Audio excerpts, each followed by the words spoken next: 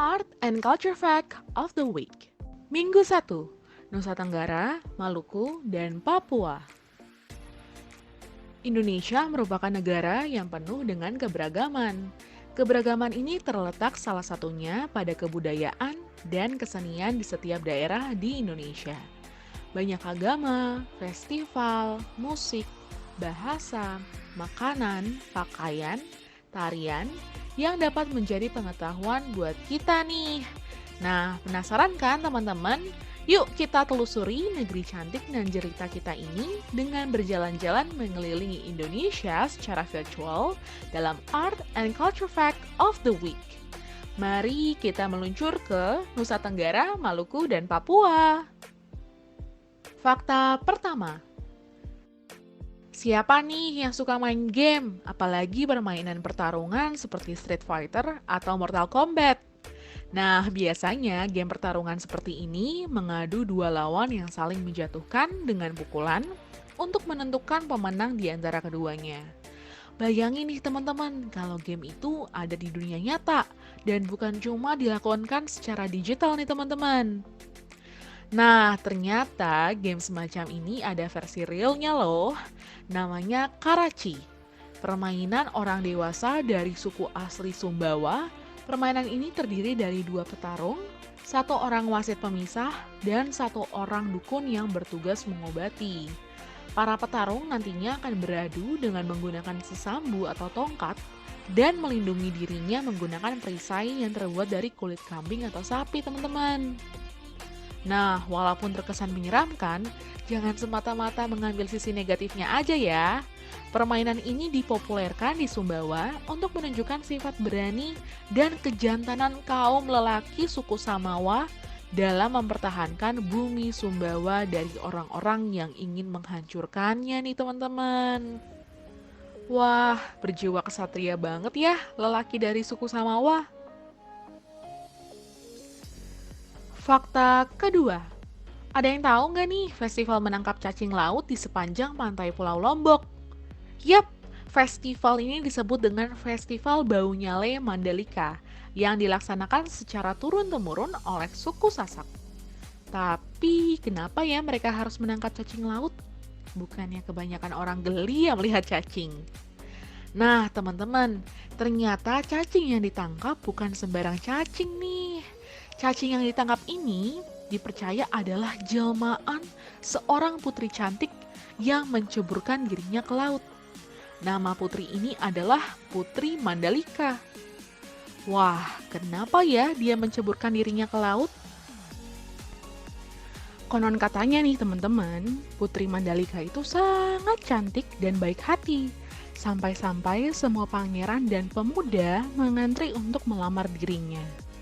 Dengan bersemedi, ia berusaha untuk membuat keputusan terbaik agar pilihan yang ia buat adil dan semua orang bisa menerima. Akhirnya, keputusannya pun bulat. Ia berdiri di atas batu besar dan berkata bahwa ia tidak ingin ada perpecahan atau peperangan antar pemuda dan pangeran yang memperebutkan dirinya. Setelah berteriak di atas batu, ia memutuskan untuk terjun ke laut agar tidak ada yang bisa menemukan dirinya. Wah, sedih banget ya teman-teman. Akhirnya, karena legenda itu, suku Sasak selalu memperingati 20 Oktober dengan Festival Bau Nyale Mandalika sebagai penanggalan hari di mana sang putri hilang di laut.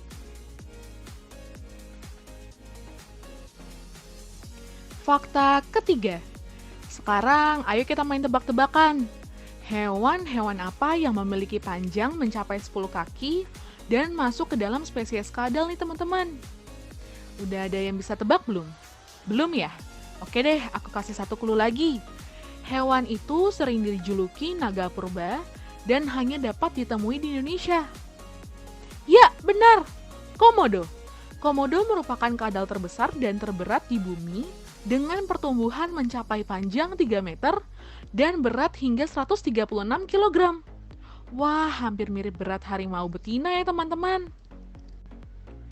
Nah, ada yang tahu nggak nih, kalau air liur komodo ternyata mematikan loh. Walter Ovenberg, seorang ahli biologi Amerika Serikat yang tinggal di Pulau Komodo, telah mengobservasi hewan tersebut selama berbulan-bulan untuk mengetahui bagaimana cara komodo menangkap mangsanya. Nah, setelah diteliti nih teman-teman, sama seperti ular, komodo memiliki kelenjar bisa yang mengandung racun mematikan. Racun dalam bisa komodo ini bisa menurunkan tekanan darah mangsanya, membuat pendarahan hebat, serta membuat darah tidak bisa menggumpal. Waduh, ngeri-ngeri sedap ya teman-teman. Walaupun begitu, wisata di Pulau Komodo untuk melihat hewan ini secara dekat tetap laris manis loh. Tentunya dengan pengawasan pawang yang sudah ahli dan protokol wisata yang ketat ya. Karena keunikan hewan ini, Indonesia pernah masuk ke dalam New Seven Wonders pada tahun 2011 loh. Wah, bangganya. Fakta keempat. Siapa di sini kolektor tas unik yang harganya bisa miliaran rupiah? Biasanya sih ibu-ibu ya. Nah, udah pada tahu belum bahwa ada salah satu kerajinan tas khas Indonesia yang namanya sudah berkibar harum di kancah internasional? Nah, teman-teman, banyak yang belum tahu nih bahwa noken atau tas unik khas Papua yang terbuat dari benang atau anyaman kulit kayu sudah diakui oleh Organisasi Pendidikan, Keilmuan, dan Kebudayaan Perserikatan Bangsa-Bangsa atau UNESCO. Tas unik ini dicap sebagai warisan budaya dunia pada tahun 2012. Biasanya, tas ini dipakai oleh orang Papua untuk menenteng bawaan, mulai dari sayuran, buah-buahan, bahkan bayi nih teman-teman. Nah, tak hanya itu teman-teman, babi kecil pun juga bisa masuk loh ke dalam tas ini. Wah, lucu dan unik sekali ya. Wih, nggak kerasa nih kita udah selesai keliling Indonesia, khususnya di daerah Nusa Tenggara, Maluku, dan Papua. Gimana menurut kalian? Ternyata benar ya, Indonesia itu punya keberagaman yang sangat unik dan menarik. Tugas kita sekarang adalah terus melestarikan kebudayaan yang ada dan jangan sampai kebudayaan yang kita miliki saat ini semakin lama malah semakin hilang ya teman-teman. Oke deh, sampai bertemu lagi di Art and Culture Fact of the Week minggu depan.